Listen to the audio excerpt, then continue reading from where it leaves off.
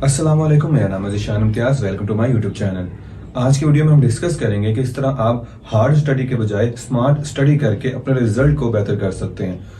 काफ़ी लोग ऐसे हैं जो कि सारा साल पढ़ते हैं, रोज़ पढ़ते हैं, लेकिन उनका रिजल्ट उन बच्चों से कम आता है जो कि पेपर्स के करीब कुछ हफ्ते पढ़ के या 1 महीना 2 महीना पढ़ के वो अपना रिजल्ट बेहतर लेके आते हैं उनकी निस्बत जो कि पूरा साल स्टडी करते हैं।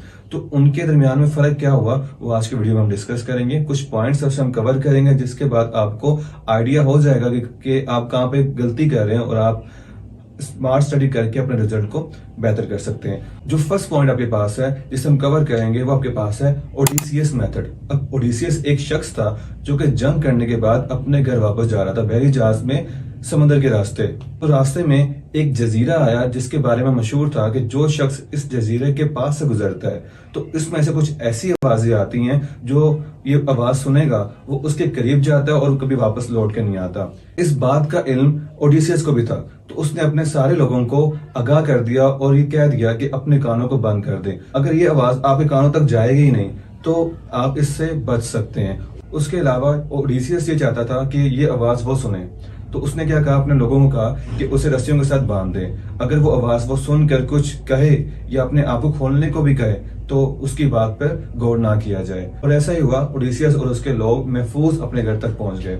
तो इस कहानी के अंदर ओडिसियस आप है और उसके अलावा जो जजीरे से आने वाली आवाज है वो बेसिकली डिस्ट्रैक्शन है। वो किस फॉर्म में आपके पास, वो आपके पास मोबाइल फोन है, वो आपके पास लैपटॉप है, वो आपके पास टीवी स्क्रीन है या फिर आपके पास एलसीडी है। बहुत सारी चीजें हैं जो आपको डिस्ट्रैक्ट करती हैं स्टडी से। तो आपने क्या करना है, जब भी आप स्टडी स्टार्ट करें तो आपने एक काम क्या करना है, अपने मोबाइल फोन को स्विच ऑफ कर देना है या फिर आपने साइलेंट में लगा के किसी और कमरे में रख देना है। अदरवाइज अगर आप साइलेंट में लगा के अपने पास भी रखेंगे तो आप बार बार चेक करेंगे जिसकी वजह से आपकी जो स्टडी है वो डिस्टर्ब होगी। तो फर्स्ट स्टेप जो आपका हुआ वो हुआ ओडिसियस मेथड। इसके जरिए आप अपनी स्टडी को बेहतर कर सकते हैं। उसके अलावा जो आपके पास सेकंड पॉइंट वो आपके पास है नॉवेल रीडिंग। जैसे आप कोई नॉवेल रीड करते हैं या फिर आपके पास कोई स्टोरी बुक है, जब आप उसे रीड करते हैं तो आप इस तरह रीड करते हैं कि आपको क्यूरियोसिटी है कि आगे क्या होगा, आगे क्या होगा। उससे जब रीड करते हैं आपने अपनी स्टडी के अंदर इंटरेस्ट डेवलप करना है। जब तक आपकी स्टडी में इंटरेस्ट नहीं होगा आपका, तब तक आप अपने रिजल्ट को बेहतर नहीं कर सकते। अगर आप किसी चीज को बर्डन समझ के अपने ऊपर डाल रहे हैं और फिर उसे उठाने की कोशिश कर रहे हैं तो ये आपके लिए बहुत ज्यादा मुश्किल होगा। अगर आप उसमें इंटरेस्ट शुरू कर दें और उसके बाद आप स्टडी करें या फिर उस बोझ को उठाएं तो आपके लिए इंतहाई ईजी हो जाएगा। तीसरा पॉइंट आपके पास है ब्रेक। अगर आप स्टडी कर रहे हैं, मुसलसल स्टडी कर रहे हैं, आप कहते हैं मैं 4 घंटे स्टडी करता हूँ, 5 घंटे स्टडी करता हूँ, लेकिन मुझे वो आउटपुट नहीं मिल रहा जो मुझे चाहिए, तो आपका जो माइंड है वो इतना टैकल कर ही नहीं सकता। 4 से 5 घंटे अगर आप मुसलसल स्टडी कर रहे हैं तो आपके जो फर्स्ट 1 घंटा या फिर आधा घंटा था उसमें जो आपने स्टडी की वो आपके लिए फायदेमंद है, लेकिन उसके बाद जो आपने स्टडी की वो आपके लिए बेकार है। क्यों बेकार है? उसके बाद आपकी जो ब्रेन की एफिशिएंसी है, काम करने की सलाहियत है, वो आहिस्ता आहिस्ता कम होती जा रही है। तो आपने क्या करना है, दरमियान में ब्रेक लेके आना है अपनी स्टडी के दरमियान में। फॉर एग्जाम्पल आपने 4 घंटे अगर स्टडी करनी है तो उसमें आपने आधे घंटे के बाद कुछ ब्रेक लेके आना है, जिसकी वजह से आपको जो माइंड है वो फ्रेश हो जाएगा और उसके बाद अगर आप स्टडी करेंगे तो आपका जो ब्रेन की एफिशिएंसी है वो थोड़ी सी इंक्रीज कर जाएगी। उसके अलावा जो आपका पॉइंट नंबर 4 है वो आपके डाइट के मुतालिक है कि अगर आपने स्टडी स्टार्ट करनी है तो उसके फौरन पहले आपने खाना नहीं खाना या फिर आप खाना खाने के बाद फौरन स्टडी स्टार्ट ना करें।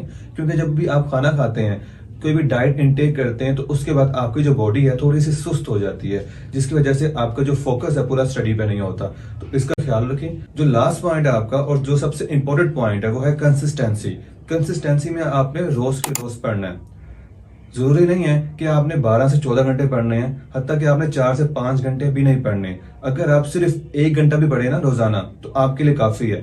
अगर आप वीकेंड के वीकेंड पढ़ते हैं और 10 से 12 घंटे पढ़ते हैं और दूसरी साइड पे आप रोजाना पढ़ते हैं लेकिन आधे से 1 घंटा पढ़ते हैं, तो जो आप रोजाना पढ़ते हैं वो ज्यादा बेहतर है कि आप वीकेंड के वीकेंड 10 से 12 घंटे लगाएं।